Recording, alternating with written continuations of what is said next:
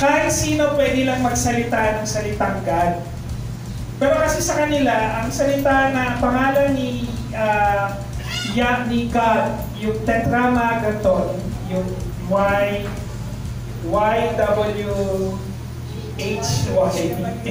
yung Yahweh, yung 4-letter, Tetragrammaton, ibig sabihin yung 4 na letra na yun, hindi typical na ginagamit ng mga Hudyo na ito pronounce it. For the reason that it is so holy for them, na hindi nila, to avoid offending God, to using the name the Lord in vain, they have used other names for God. Pero yung mga names na yon ay tumutukoy pa rin kung sino siya, yung kanyang pangalan at kanyang character. So, one thing na kailangan natin pag-isipan, or laging pagbulay-bulayan, itong mga pangalan na to, ginamit at hinayaan ng Diyos para i-reveal ang kanyang sarili. Like for example, kay Moses, ang pangalan na ginamit niya is I am. Diba? Yung I am. So, at sa iba naman, sa mga ibang pagkakataon,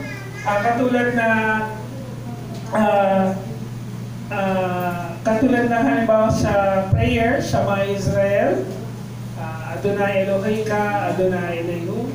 Okay? So, Echad, Adonai Echad. So, meron naman silang ginamit na ibang pangalan. Now, bakit natin kailangan pag-aralan yung pangalan ng Diyos? Hindi pa ba enough sa atin na tawag natin sa Kanya, Diyos, Panginoon? Sa Bisaya, Ginoo, di ba?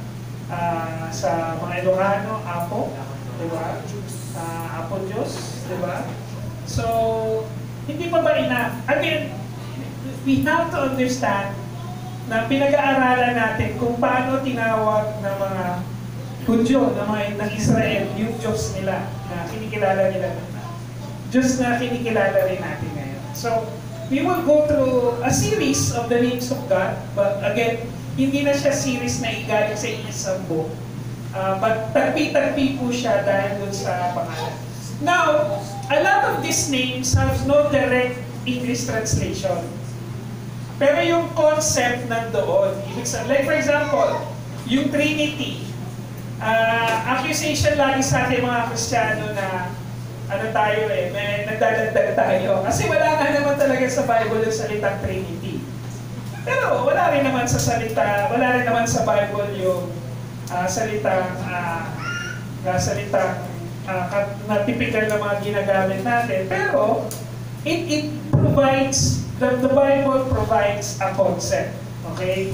Like for example, yung salitang love, okay, it's totally, yung English na salita ng word na love is totally different from the word love that was used in the Old Testament. Kaya yun ang dapat nating babantayan. Now, again, ang purpose natin, kilalanin natin ang character ni God, paano siya nagmamanifest, at paano niya ipinapakilala yung kanyang kapangyarihan sa atin. So now, the first name is the name Adonai, our sovereign Lord.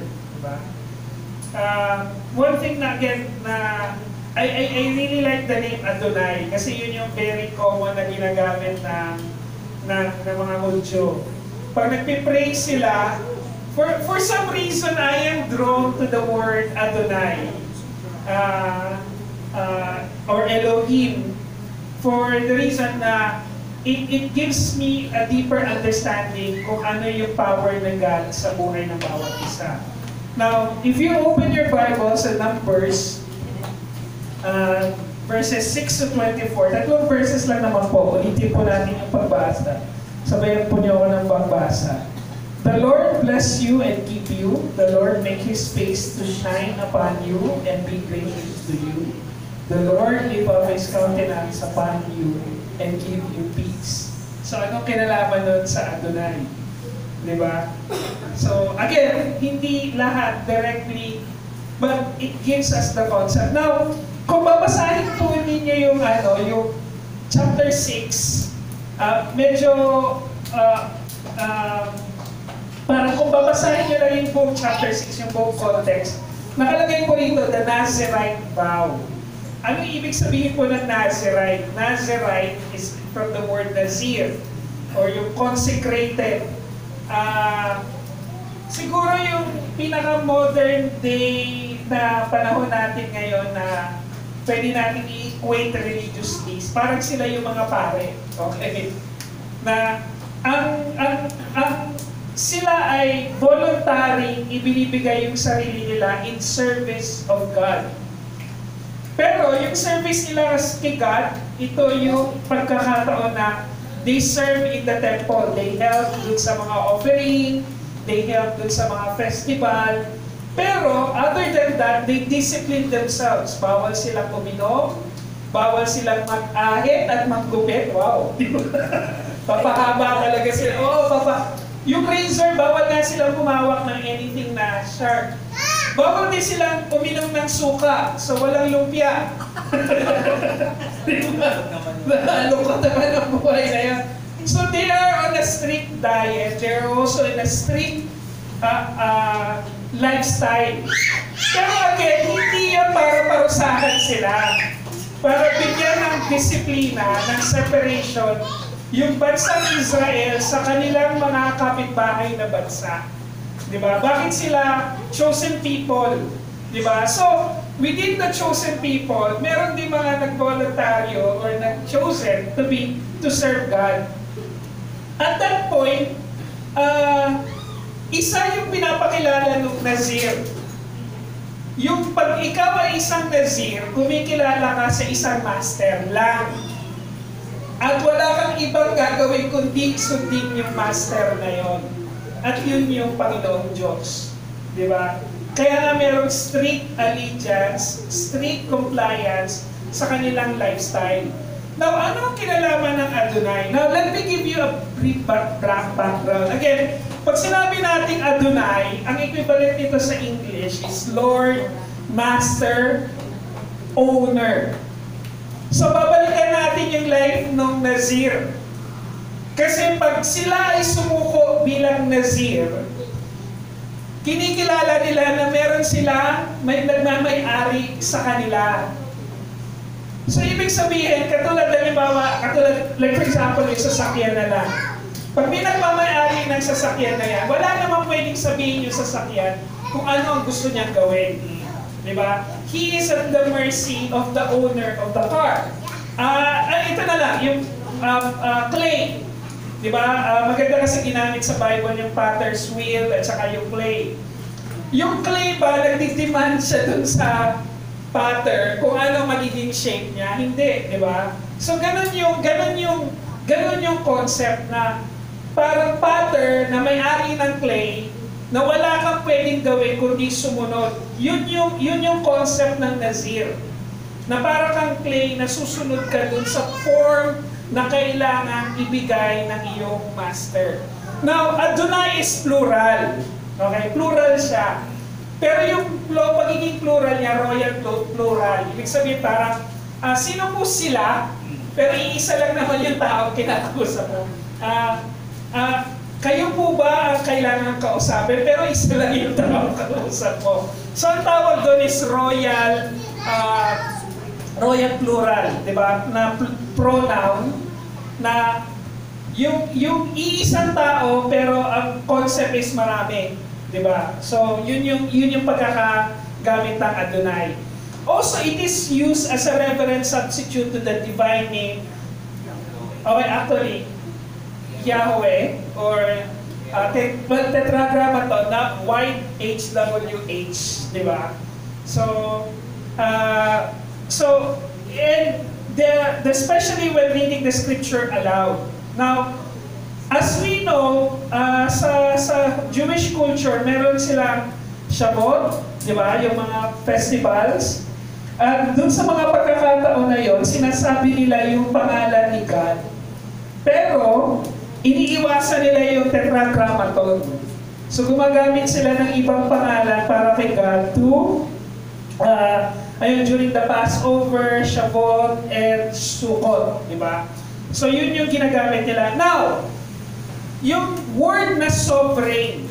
Pag sinabi nating sovereign, makapangyarihan, kataas-taasan, di ba? Yun yung supreme, di ba? So, from the word reign, ibig sabihin nagahari, sove or so, meaning ultimate. Walang hihigit pa. Di ba? Wala nang hihigit. Kaya pag sinabi mong the sovereign land of the Republic of the Philippines, sovereign tayo, makapangyarihan tayo sa sarili nating definition. Na hindi tayo pwedeng under ng ibang kapangyarihan. Kaya sovereign tayo. Ibig sabihin, hindi tayo under ng ibang kapangyarihan. Now, the Bible didn't use the word sovereign. Okay? Wala siya sa Bible.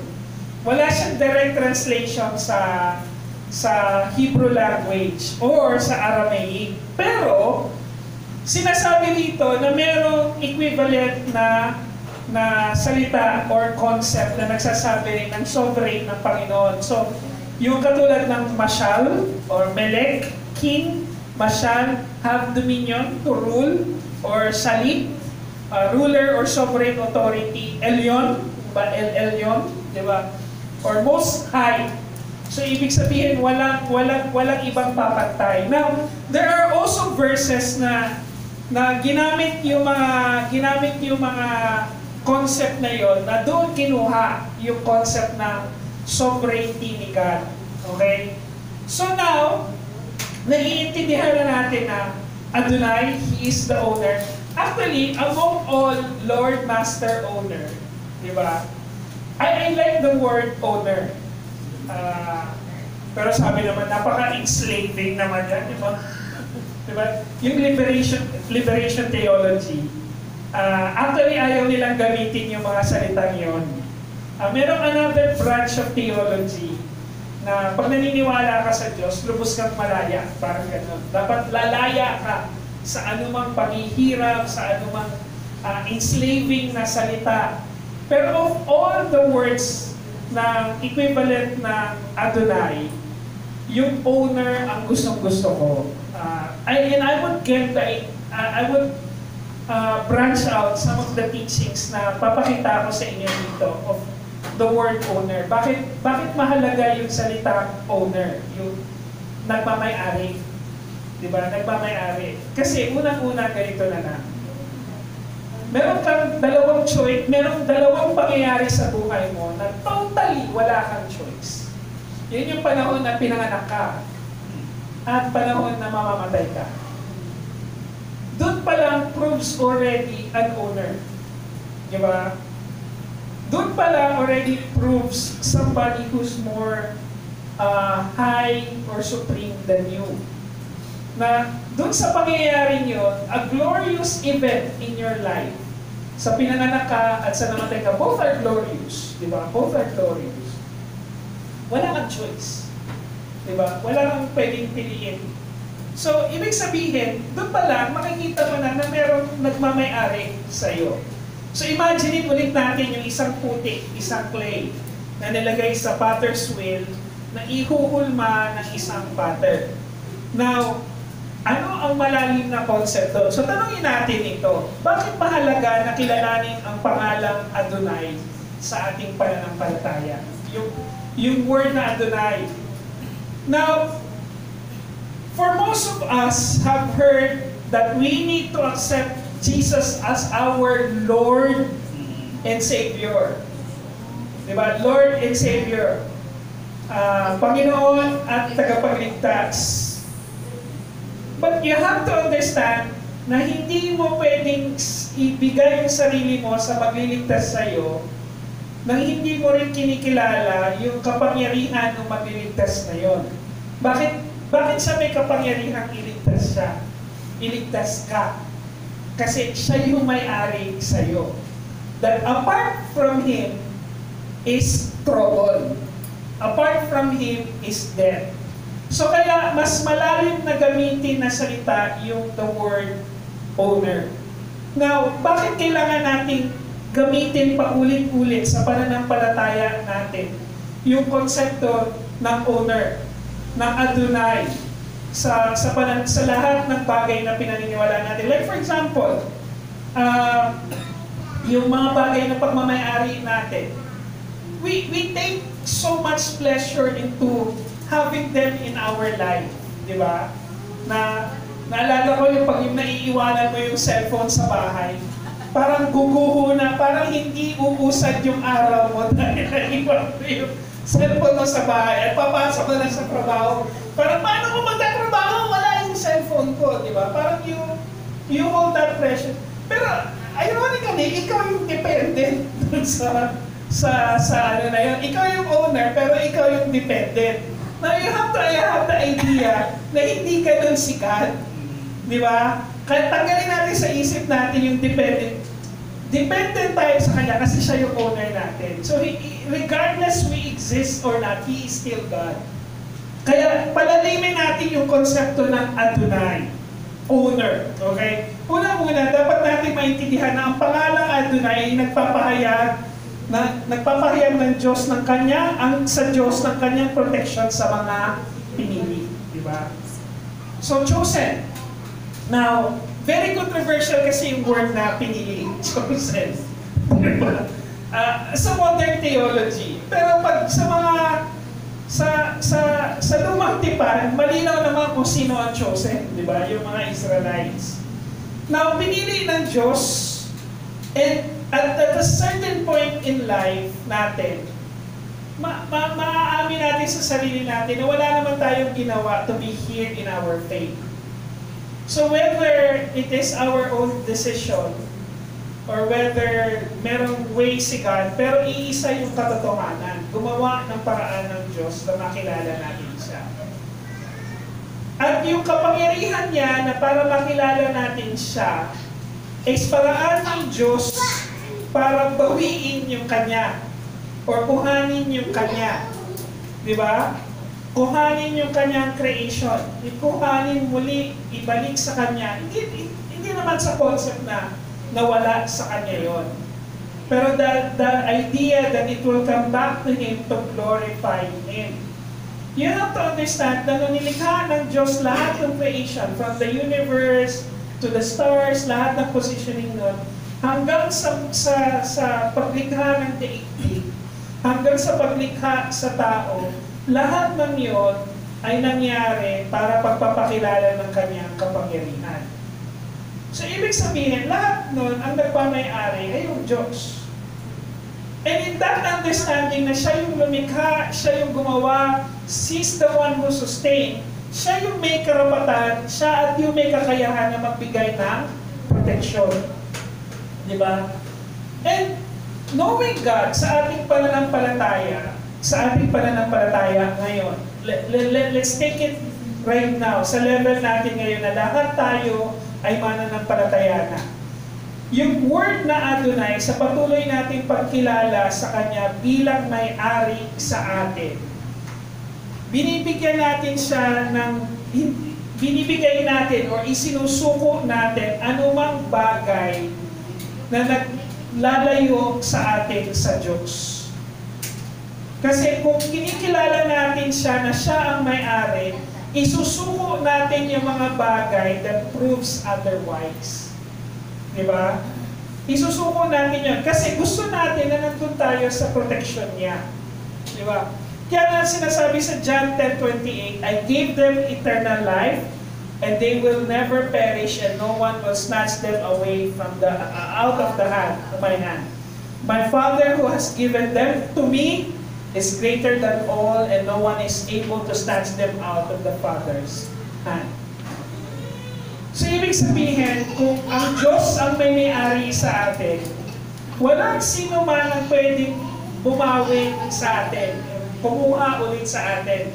At isa ito dun sa matatag nating pinaniniwalaan bilang mga Baptist, yung tinatawag na perseverance of the saints. Ibig sabihin, sa pagkilala mo sa Diyos bilang iyong Panginoon, bilang may-ari sa'yo, wala nang pwedeng maglayo sa'yo sa Kanya. Yun yung protection niya.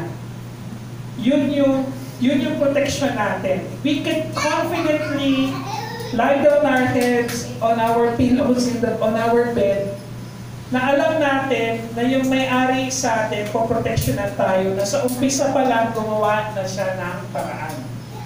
Sa umpisa pa lang, sinabi na, ipinangako ng Panginoon kay Aaron. Diba, sinabi niya kay Moses, Moses say this to Aaron. Pero it's the same promise that the Lord will bless you and keep you. Kasi kung ano yung ginawa niya sa panahon na yon sa mga Nazarite, kay Moses, kay Aaron, foreshadowing yun. Foreshadowing, ibig sabihin, pagpapakilala yun ng gagawin niya sa hinaharap. Na ginawa na ng Panginoon Jesucristo. So tapos na yun. So ang kailangan na natin gawin is i-submit yung sarili natin sa protection niya. Na kilalanin natin na siya yung may-ari. Hindi na tayo, hindi pwedeng mong sabihin na, Lord, protect me, pero gagawa ka ng mga bagay that contrary to what God wants in our life. Kaya nga doon sa unang portion nung chapter 6, ipinapakilala yung buhay ng Nazarites. Diba? Yung pagsuko mo kung sino ang may-ari. Kasi bago ka maging Nazarite, ang unang mong i-determine sa sarili mo, sino may-ari sa'yo? Diba? Sino ang may-ari sa'yo? Diba? Yun yung unang mong i-determine. Kaya mga kapatid, huwag natin na yung bagaman ang pangakong proteksyon sa talata ay para sa bayan ng Israel. It was actually given to the country or to the nation of Israel through Aaron from Moses. Pero pinapatunayan nito na tapat ang Diyos na poproteksyonan niya at babantayan niya ang kanyang mga pinili, chosen, para may sa katuparan ng layunin at ang kanyang layunin at kalooban. Now, for the reason that you are here, He has also other plans para sa buhay ng iba. Weird isipin na, sandali, iniligtas ng Diyos yung buhay ng iba para sa buhay, mula sa buhay na niligtas niya sa akin. Di ba? Kaya mga kapatid, huwag nating isipin na naririto lang tayo for the purpose na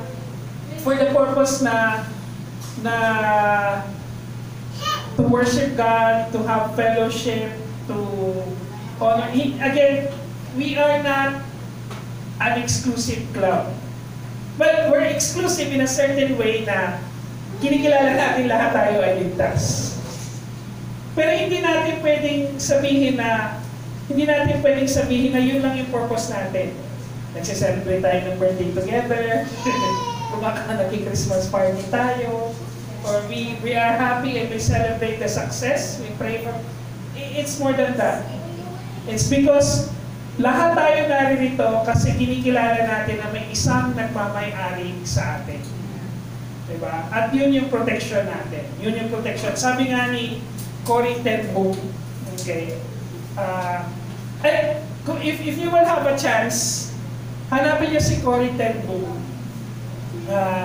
Nung panahon ng World War II, kung ano yung ginawa ng family nila. Diba? Yung paano yung ginawa nila. Sabi rito, the will of God will never take you where the grace of God cannot keep you. So, ibig sabihin, dinala ka ng Panginoon dito, poproteksyonan ka niya to the end. Pangako niya yun. Kaya nga siya Adonai. Kaya nga siya ang may-ari. Poproteksyonan ka niya hanggang sa huli. And we can be confident with that. Ikalawang katotohanan, mga kapatid. Kalakip ng pangalang Adonai ang pabor at biyaya. Okay? The reason why we give chance to say our praises and thanksgiving. Bakit natin ginagawa yung praises and thanksgiving na yun? Bakit pati yung mga bata, hinahayaan natin silang matuto na magpasalamat sa Diyos? Na magsabi kung ano yung kanilang mga prayer requests at kung ano yung mga sinagot sa kanila ng Diyos. Kasi kinikilala natin na kalakip ng kanyang proteksyon, yung kanyang pag-sustain sa atin. So yes, bibigyan tayo ng pabor at biyaya ng Diyos. Naniniwala naman ako, mga kapatid, na ang Panginoon would bless us both in tangible and intangible things para makita at magamit natin yun so that we can show the goodness of God in our life. So, I have not, again, uulitin ko, I have nothing against wealth. But wealth should be pursued within God's holiness. Diba? Bakit natin pinupursue yung wealth? Hindi yung wealth ang pinupursue natin. Pinupursue natin yung holiness ni God. Dahil tinawag tayong gawin ito, tinawag kang maging negosyante, tinawag kang magtipid ng pera, tinawag kang gumastos ng maayos. It only proves na hindi ikaw yung nagmamay-ari ng mga biyaya na yun. Those things were given as a favor and as a blessing. So, ibig sabihin, pag sinabi nating favor, we have nothing na pwede nating ipalit sa bagay na yun. Di ba? Pag sinabi natin pabor, binigay yon ng wala kang kayang ipalit. Yung blessing na yon, ibinigay yon dahil minamahal ka ng gusto ng Panginoon. Yun yung two differences ng pabor at biyaya. Di ba? So wala tayong kayang ipalit sa kaligtasan niya. And because of that, we were given the blessing na yes, we are given the access to God, to pray, to ask Him, di ba? Yun yung ano natin, yun yung privilege natin. And minsan, it will take years before God will answer. I would remember Ate Gemma, gagawin ko example si Kuya Jomar. We prayed for that. And the time that God had given that, we all celebrated. Yung length ba bago ibinigay ng Panginoon, does it diminish His power to give the favor and blessing? No. Pero yung pa rin yung pagkakataon niya para proteksyonan niya tayo, para magtiwala tayo sa Kanya. Kasi pati ng blessing na yon, yung opportunity na magtiwala sa Diyos. Diba kaya nga sabi, the Lord makes His face shine upon you and be gracious to you. Ephesians 2:8, ito yung ano natin, verse natin na lagi natin when it comes to our salvation. For by grace you have been saved through faith. And this is not of your own doing. It is a gift of God. Kaya mga kapatid, tandaan natin na ang katagang His face ay simbolo ng pagsang-ayon ng isang hari na ibuhos ang kanyang biyaya. Nung panahon kasi ng mga panahon ng Israel, pag ipinakita ng hari yung kanyang mukha, ibig sabihin nagbibigay siya ng pabor. So, like for example, meron mga, ganito nangyari yan eh. Sa kanyang konseho, may nag-aabang na mga batas. Now, yung batas na yun, ipipresent, di ba? Halimbawa, nag-set sila na ito lahat ng ibibigay natin. Ito lahat ng gagawin natin. So, ipipresent yun sa lahat. Now, aantayin nilang lumabas yung hari. Pag hindi lumabas yung hari, ibig sabihin, lahat ng benefits na ipinangako or plinano ninyo, hindi mangyayari. Okay? So, pag lumabas yung hari, ibig sabihin, lahat ng ito ay mangyayari. Pansinin ninyo, di ba nung namatay yung Santo Papa, di ba, tapos nagkaroon ng bagong Santo Papa, winelcome yung kanyang, kailangan i-present niya yung kanyang sarili. Di ba? Na ibig sabihin, may bago ng Santo Papa. Di ba? Ganun yung concept nun. Ganun yung concept nun. Kaya nga mga kapatid, huwag natin aalisin sa ating mga sarili na kung ang Diyos ang may-ari sa atin, na siya rin ang may karapatan na sasang-ayon dun sa mga bagay na ibibigay niya. Both yung pabor at yung biyaya. Kaya nga ang lagi kong prayer pag nananalangin tayo, ihanda mo ang puso namin sa iyong kasagutan. It's also the same thing as let your will be done. Diba? Alam natin na nandyan yung pabor ng Panginoon. Pero, you have to understand na regardless ano ang resulta ng Diyos, like, have you remember yung si Shadrach, Meshach, Abednego, na nung papasahin ko yun, napaka-foolish ng sagot nila, no? Ililigtas kami ng Diyos. Pero kung hindi man, siya pa rin ang Diyos namin. Diba? Sandali. Mukhang may mali yata doon. Pero That's what faith is. Yun yung pagkilala mo na may master ka, na meron kang Adonai. Na kahit anong mangyari sa'yo, okay lang.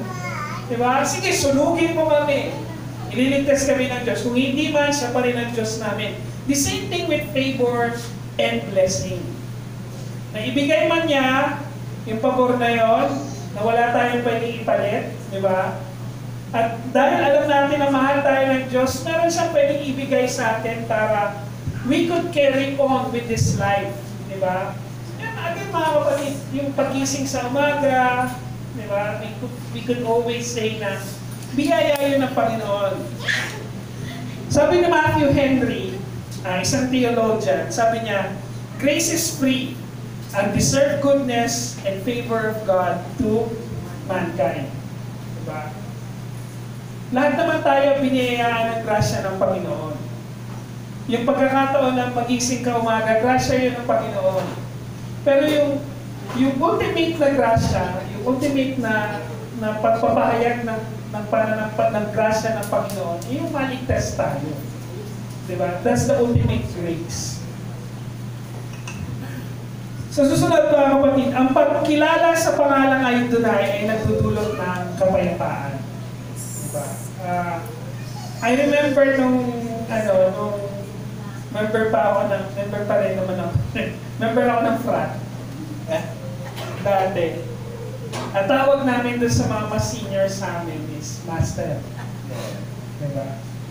Ibig sabihin, we are under their protection. Diba? Pero nakakatawa, we are under their protection, pero humahanap sila ng mga bagay na ikapapahanap. Diba? O, ayan, masama ang tingin sa akin. Sige nga, dali, hamunin mo ng away. Ganun yung ano namin dati. Pero, for some reason, pag meron kang tinawag na master bukod sa Panginoon, it doesn't give you the assurance of anything, di ba? Tayo mga tao, hahanap at hahanap tayo ng assurance. Hahanap at hahanap tayo ng security. Di ba? Hahanap at hahanap tayo ng paraan na alam natin kung ano ang mangyayari sa kinabukasan. Kaya nga po, hanggang ngayon, uso-uso pa rin yung mga manguhula, di ba? Uso-uso pa rin yung horoscope. Uso-uso pa rin yung feng shui. Di ba? Eh kung babalikan mo ang history ng feng shui, wala namang kinalaman sa panguhula yun. May kinalaman yun sa architecture. Actually, kung saan ang hangin, feng shui. Ibig sabihin, water and wind. Okay? Wind and water, feng shui. Kung saan mo iaayon yung bahay mo para maganda ang pasok ng hangin at saka ng tubig. Yun yung actually history ng feng shui, di ba?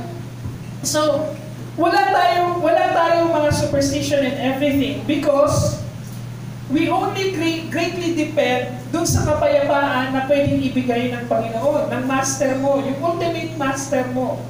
Di ba? Na alam mo na pag pinorma ka bilang isang clay, ano man ang kalabasan mo, yun yung gusto ng master. Di ba? Ano man ang anyo na kalabasan mo, meron ka mang mabitak ka man sa gilid, or meron ka mang konting dead, or medyo may konting gaspang ka sa bandang kabila, or tabi ni yung kanyang parte ng iyong bunganga dun sa ibabaw ng pottery. Pero alam mo, this was God's intention. Na kung paano ka man niya hinugis, kung paano ka man niya pinorma, alam mo sa sarili mo na yung may-ari, wala siyang iisipin na ikasasama mo. Diba? Yung master na yun, alam mo na wala siyang iisipin, wala siyang gagawin na ikasasama mo. Sa verse 26 sabi rito, the Lord lift up His countenance upon you and give you peace. Diba? So, dapat nating maintindihan na ipinangako ng Diyos yung kapayapaan na yun. Sabi nga niya, come to me who are tired and weary, and I will give you rest. Diba? Yung rest na yun, hindi yung rest na wala ka nang gagawin. wala ka nang gagawin sa buhay mo. Yung rest na yun, ibig sabihin, kaya mong isandig yung sarili mo sa isang matibay na pundasyon na hindi matitibag. Yun yung kapayapaan na ipinapangako ng Diyos. Kaya nga ang sabi rito, and peace of God which surpasses all understanding. Ano ibig sabihin ng peace that surpasses all understanding? Kapayapaan na hindi mo naiintindihan. Diba? Yung peace sa puso mo na hindi mo maintindihan, ano yan? Will guard your heart, your minds in Christ Jesus. Because it comes from the idea of the Adonai, the owner. Na yung owner na yon walang gagawing ikasasama mo. That owner will hold favor, we will hold blessing, pero lahat ng yon naaayon pa rin dun sa kanyang kalooban ng pagbibigay ng pabor at pagbibigay ng blessing. So alam mo, payapa ka sa sarili mo, na yun yung kaya niyang ibigay. Parang isang karpentero na nangako na gagawin lahat ng parte ng bahay mo. Pagkakatiwalaan mo na siya na bawat pundasyon ng bahay mo, matatag, matibay, hindi babagsak. Di ba? So yun yung peace na ibinibigay. Kaya nga mga kapatid, sa mundong madami ang umaagaw sa ating atensyon, ang pagkilala na siya ang Adonai ay pagtanggap ng kanyang presensya. Yung kanyang presence. Most of the time, pag sinasabi natin na nabibigatan tayo sa buhay, sinasabi natin siguro wala yung presensya ng Panginoon. Hindi naman nawawala ang presensya ng Panginoon. Nandiyan naman lahat yun. At sa madalas na pagkakataon, tayo yung pumipili na hindi maramdaman yung presensya niya. Diba? Kasi we choose, bakit hindi natin nararamdaman yung presensya ng Panginoon? Kasi pinipili natin yung kapayapaan na dapat galing lang sa Kanya, pinipili natin sa ibang bagay. We choose our peace from other things. We choose our peace from the things that we can hold in our hands. We choose peace, things that will give us peace sa mga bagay na temporary. Ano ba yung ultimately makakapagbigay sa atin ng kapayapaan? Yung eternity. Yun yung pinapangako ng pangalang Adonai. Through eternity. That He is our owner through eternity. Walang sulian, walang balikan. Yung ownership na yun. Walang bentahan, walang laglagan. Diba? Kasi binayaran niya ito. Ultimately, ng kanyang sariling anak. So yung kapayapaan mo, hindi mo nararamdaman yung presensya ng Diyos kasi pinili natin na yung kapayapaan natin galing sa ibang bagay. Hindi doon sa nagmamay-ari sa atin. Okay? Kaya sabi ni Charles Spurgeon, you will keep him in perfect peace whose mind is stayed on you because he trusts in you.